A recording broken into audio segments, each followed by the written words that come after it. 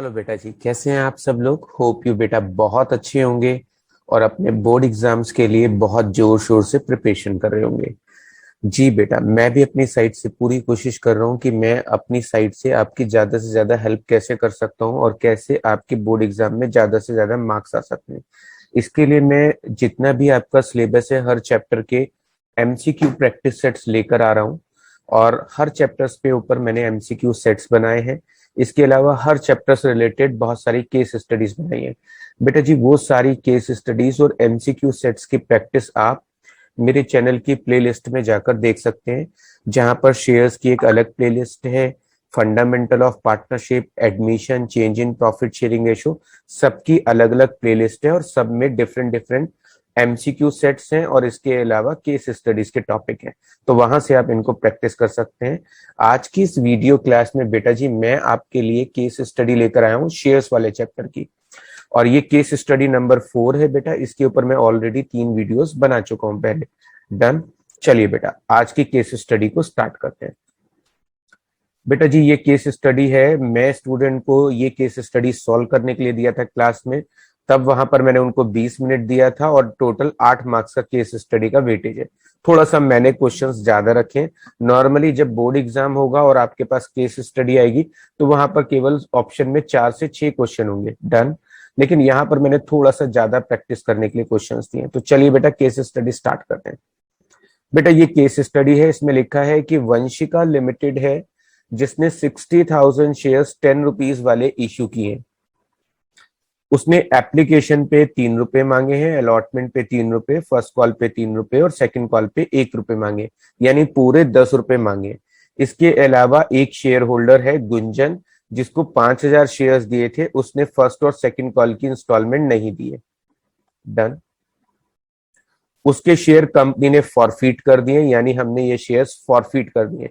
जब कोई share holder अपनी इंस्टॉलमेंट पे पैसा नहीं देता है तो कंपनी उसको नोटिस इश्यू करती है कि आपका जो पेंडिंग मनी है वो आप हमें पे कर दीजिए, अदरवाइज कंपनी आपके शेयर कैंसिल कर देगी। तो जब कोई कंपनी किसी शेयर होल्डर के शेयर कैंसिल करती है तो ऐसे में उसे बोलते हैं शेयर फॉरफीचर। जब भी कंपनी किसी शेयर होल्डर के शेयर कैंसिल करती है तो याद रखिएगा, ऐसे में सिर्फ शेयर होल्डर का ही नुकसान होता है। शेयर होल्डर जो पैसा कंपनी को दे चुका है, कंपनी वो पैसा अपने पास रख लेती है, उसको वापस शेयर होल्डर को नहीं लौटाती, प्लस उसके शेयर कैंसिल करके किसी और को बेच देती है। डन। यहाँ पर लिखा है कि कंपनी ने 5,000 शेयर्स जो हैं वो फॉरफिट किए हैं। इसमें से 2,000 शेयर 8 रुपए में रीइश्यू किए हैं, 1,000 शेयर 10 रुपए में रीइश्यू किए हैं और 500 शेयर 11 रुपए में बेचे हैं। यानी कंपनी ने टोटल 5,000 शेयर फॉरफिट किए थे बेटा। उसमें से एक बार 2,000 शेयर बेचे, एक बार 1,000 शेयर बेचे, एक बार 500 शेयर बेचे, यानी टोटल 5,000 में से 3,500 शेयर्स बेचे। इस केस स्टडी से रिलेटेड बेटा जी कुछ क्वेश्चंस हैं जिनके टीचर हमसे आंसर मांग रहा है। क्वेश्चन नंबर 1 बेटा पढ़ लेते हैं। इसमें लिखा है what will be the amount of calls in arrear credited eight the time of forfeiture, यानी कितना पैसा ऐसा है कॉल्स इन अरियर का जो फॉरफीचर के टाइम पर हम क्रेडिट करेंगे, यानी जो पैसा नहीं मिला है बेटा उसी को कॉल्स इन अरियर कहते हैं। इसके अलावा इसमें लिखा है what will be the gain eight the time of forfeiture, यानी फॉरफीचर जब हमने उसके शेयर फॉरफिट किए तो कंपनी को कितना पैसा का फायदा हुआ, यानी जो पैसा कंपनी को मिल चुका है कंपनी वो पैसा शेयर होल्डर को वापस नहीं देती है, उसी को हम फॉरफीचर के टाइम पर गेन बोलते हैं। What will be the loss eight the time of reissue, जब हमने 2,000 शेयर रीइश्यू किए तब कितना लॉस हुआ। How much profit transfer to capital reserve, capital reserve में कितना प्रॉफिट ट्रांसफर होगा अगर हमने 2,000 शेयर जो रीइश्यू किए उनका प्रॉफिट पूछ रहा है टीचर की, कैपिटल रिजर्व में कितना ट्रांसफर होगा। जी बेटा, तो यहाँ पर क्वेश्चन नंबर 5 में टीचर ने पूछा है how much profit transfer to capital reserve on the reissue of 1,000 share. इसके बाद क्वेश्चन 6 में टीचर ने पूछा है how much profit transfer to capital reserve on the reissue of 500 shares. फिर टीचर ने पूछा है how much premium collected at the time of reissue of shares. इसके अलावा टीचर ने पूछा है how many shares company not reissue, company ने कितने शेयर रीइश्यू नहीं किए। यानी इस केस स्टडी में बेटा सारे के सारे क्वेश्चंस जो एमसीक्यू में टीचर ने पूछे हैं वो सारे फॉरफीचर और री इश्यू से रिलेटेड है। तो बेटा जी ये केस स्टडी आप एग्जाम में कैसे सॉल्व करेंगे, आइए चलिए बेटा सीखते हैं। मैं आपको केस स्टडी को सॉल्व करना सिखाता हूं और देन ये एमसीक्यू के आंसर हम कैसे रिप्लाई करेंगे वो भी देखते हैं। बेटा जी ये केस स्टडी है। अगर आपके पास एग्जाम में टीचर ने जो भी एमसीक्यू सवाल दिए हैं बेटा, उसमें अगर आपको फॉरफीचर और री इशू से रिलेटेड एमसीक्यूज पूछे हैं, फॉरफीचर, री इशू, इसके अलावा कैपिटल रिजर्व, इस तरह के एमसीक्यूज अगर टीचर ने आपसे एग्जाम में पूछे हैं, तो उसके लिए बेटा जी आपको कोई लंबा चौड़ा वर्किंग नोट या फिर कोई जनरल एंट्री बनाकर देखने की जरूरत नहीं है। मैं यहाँ पर आपको एक शॉर्टकट ट्रिक सिखाने वाला हूं। आप उस शॉर्टकट ट्रिक का यूज करके बेटा जी फॉर फीचर, री इशू और कैपिटल रिजर्व से रिलेटेड जितने भी क्वेश्चन के आंसर टीचर ने पूछे हैं एग्जाम में, सबके आंसर आप इस शॉर्टकट ट्रिक से दे सकते हो। आइए बेटा जी शुरू करते हैं। क्वेश्चन में लिखा है कि 60,000 शेयर्स हैं, 10 रुपए वाले हैं, एप्लीकेशन पे 3 रुपए हैं बेटा जी। यहाँ पर एप्लीकेशन के 3 रुपए लिखे हैं बेटा जी, और अलॉटमेंट के 3 रुपए लिखे हैं। फर्स्ट कॉल के बेटा जी 2 रुपए 3 रुपए हैं, सेकंड कॉल के 1 रुपए हैं। जिसके पास 5,000 शेयर्स थे उसने फर्स्ट और सेकंड कॉल के पैसे नहीं दिए। बेटा जी कौन सी इंस्टॉलमेंट नहीं दिए? फर्स्ट और सेकंड इंस्टॉलमेंट नहीं दिए, यानी उसने एप्लीकेशन और अलॉटमेंट की इंस्टॉलमेंट दे दी है, और उसने 5,000 शेयर्स पे फर्स्ट और सेकंड कॉल की इंस्टॉलमेंट नहीं दी है। इसमें से उसने 2,000 शेयर 8 रुपए में री इशू कर दिए हैं, 1,000 शेयर उसने 10 रुपए में री इशू किए हैं, इसके अलावा 500 शेयर्स बेटा जी 11 रुपए में री इशू किए। ये टीचर ने हमको दिया हुआ है बेटा जी। फॉर फ्यूचर, री इशू और कैपिटल रिजर्व से रिलेटेड अगर कोई एमसीक्यू आते हैं तो उसके लिए मैं स्टूडेंट को ये एक शॉर्टकट ट्रिक सिखाता हूँ।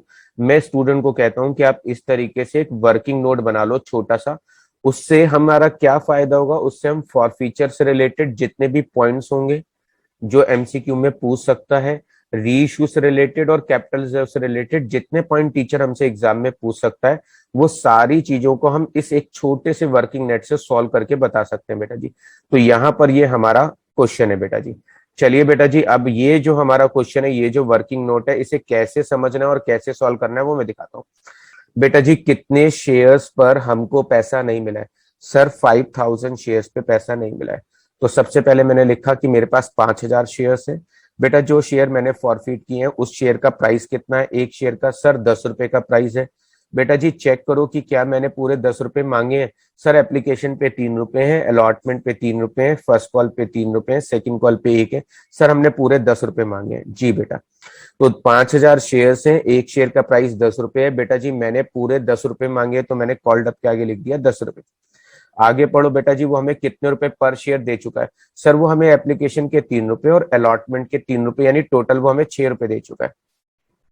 तो मुझे टोटल कितने पैसे मिल चुके हैं बेटा जी? 6 रुपए मुझे मिल चुके हैं। ओके डन बेटा जी। यहां पर हमने कर लिया कि 5,000 शेयर है, एक शेयर 10 का है, 10 रुपए ही मांगे, उसमें से 6 रुपए मिल गए हमें बेटा जी। यहाँ पर मैं आपको समझाने के लिए थोड़ी सी कैलकुलेशन कर रहा हूँ।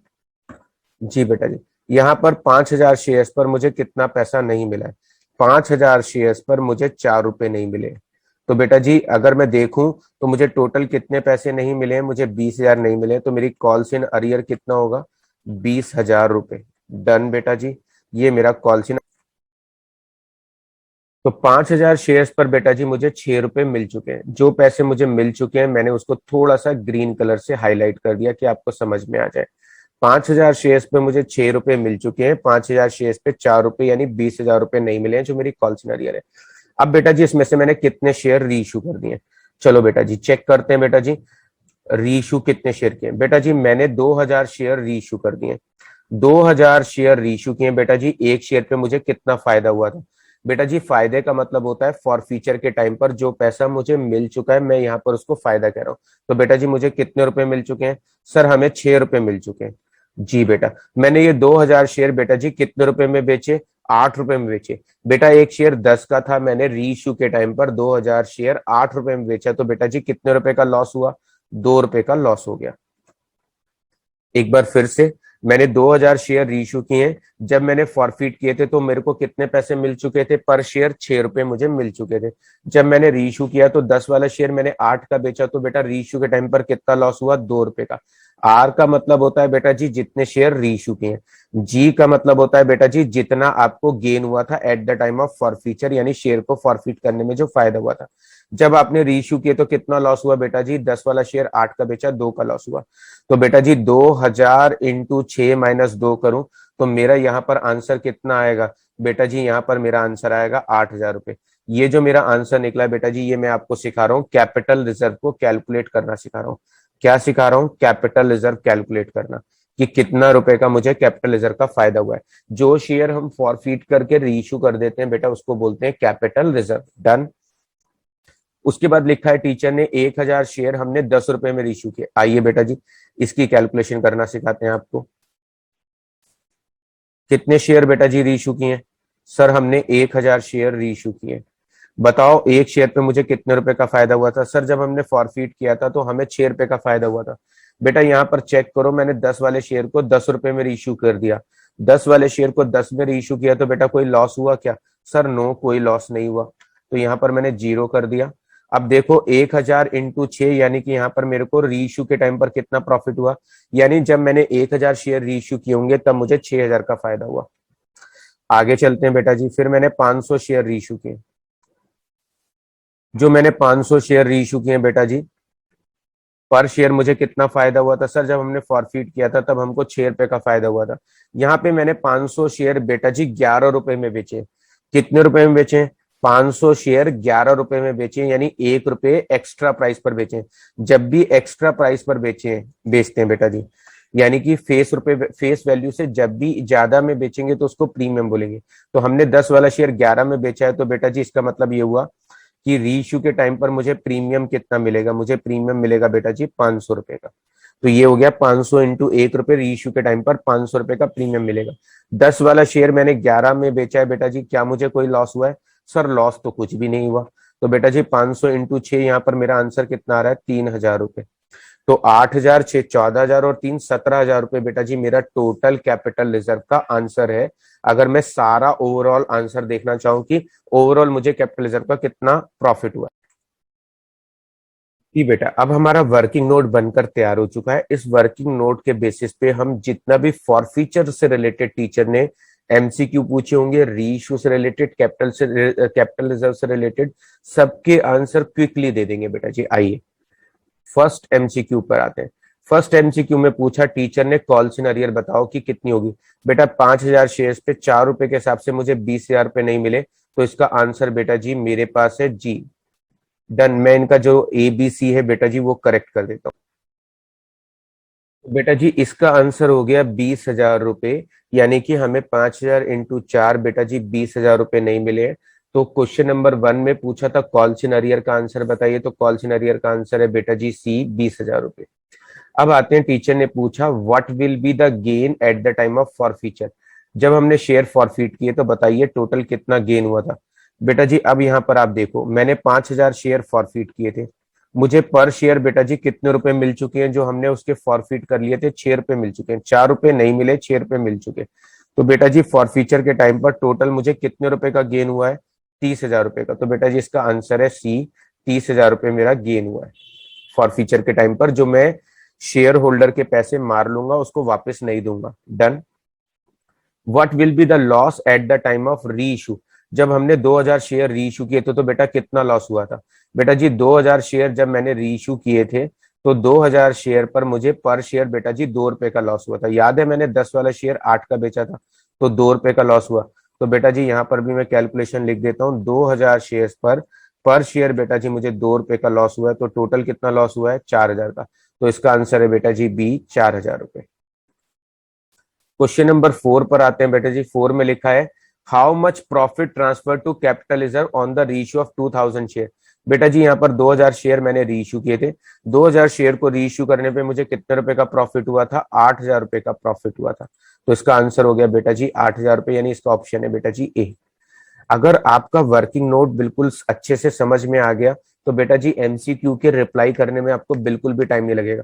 जो लिटिल बिट टाइम लगेगा वो सिर्फ आपका वर्किंग नोट बनाने में लगेगा। डन। क्वेश्चन 5 में पूछा है बेटा जी 1,000 शेयर्स पर कैपिटल रिजर्व का आंसर बताइए। तो बेटा जी 1,000 शेयर पर मुझे 6,000 का फायदा हुआ था, तो इसका आंसर है बेटा जी बी।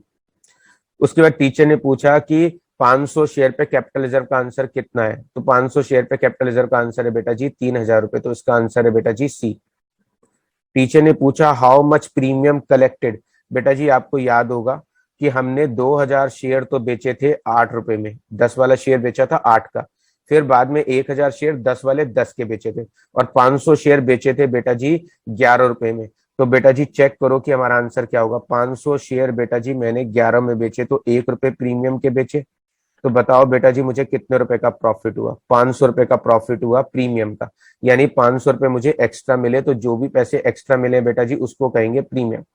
ये कैलकुलेशन बेटा जी यहां पर आनी थी और मैंने क्या किया, यहां पर कर दी। तो बेटा जी यहां पर इस कैलकुलेशन को लिख के दिखा देता हूं कि मुझे कितने रुपए का प्रॉफिट हुआ है। 500 रुपए का प्रॉफिट हुआ है। तो बेटा जी इसका आंसर है ए, 500 रुपए। डन। 500 इंटू 1 यानी 500 रुपए का ये आंसर हो गया जो प्रीमियम मुझे कलेक्ट हुआ था बेटा जी। अगले क्वेश्चन पे आते हैं। उसने कहा है कि कितने शेयर इशू नहीं किए बेटा जी। मेरे पास 5000 शेयर्स थे बेटा जी, 5000 में से मैंने कितने शेयर्स री इशू नहीं किए बेटा जी। तो मैंने 5000 शेयर में से 3500 शेयर बेच दिए। तो बताओ बेटा जी कितने शेयर री इशू नहीं किए। मैंने 1500 शेयर री इशू नहीं किए बेटा जी। तो उसने सिर्फ यहाँ पर संख्या पूछी है कि कितने शेयर री इशू नहीं किए, तो मैं आंसर बताऊंगा बेटा जी सी। अगर एग्जाम में टीचर आपसे ये पूछता है कि आप शेयर फॉर फीचर का बैलेंस बताओ बिफोर री इशू, शेयर फॉर फीचर का बैलेंस बताओ बिफोर री इशू, तो बेटा आंसर होगा 5000 इंटू 6। 5000 इंटू 6 तो बेटा आंसर होगा 30,000 रुपए। यानी फॉर फीचर का अगर बैलेंस पूछे री इशू से पहले तो 5000 इंटू 6 होगा। अगर वो पूछे कि री इशू के बाद बचे हुए शेयर का फॉर फीचर का बैलेंस बताइए, तो बेटा जी फिर क्या आंसर होगा, तब आंसर होगा 1500 मल्टीप्लाई 6 यानी कि 9000 रुपए। तो मैंने आपको एक और इंपॉर्टेंट चीज बताई, अगर टीचर पूछता है कि फॉर फीचर का बैलेंस बताइए री इशू से पहले कितना होगा, तो 5000 इंटू 6 आंसर लिखिएगा 30,000। अगर पूछता है कि आफ्टर री इशू जो बचे हुए शेयर्स हैं उनका बैलेंस बताइए कितना होगा शेयर फॉर फीचर का, तो 1500 शेयर बचे हुए जो हमने री इशू नहीं किए, और पर शेयर गेन कितना था 6 का, तो बेटा आंसर कितना हो गया 9000। और बेटा जी अगर वो ये पूछे कि जो शेयर री इशू कर दिए उनका आंसर बताओ, तो उनका हमेशा कैपिटल रिजर्व का ही आंसर होगा। डन। तो बेटा जी ये था आज का केस स्टडी जिसमें मैंने आपको फॉर फीचर, री इशू और कैपिटल रिजर्व से रिलेटेड कुछ केस स्टडीज को सॉल्व करना और एमसीक्यू को सॉल्व करना सिखाया बेटा जी। अगर ये वीडियो आपको यूजफुल लगा हो तो बेटा चैनल को सब्सक्राइब करिएगा, सो दैट कि इसी तरह की यूजफुल वीडियोस आपको मिलते रहे। और अगर ये वीडियो आपको अच्छा लगा है तो इसे अपने और फ्रेंड्स के साथ शेयर भी करिएगा। अगर बेटा आपको ये वीडियो अच्छा लगा है तो प्लीज सब्सक्राइब द चैनल और इस वीडियो को अपने फ्रेंड्स के साथ ज्यादा से ज्यादा शेयर करें।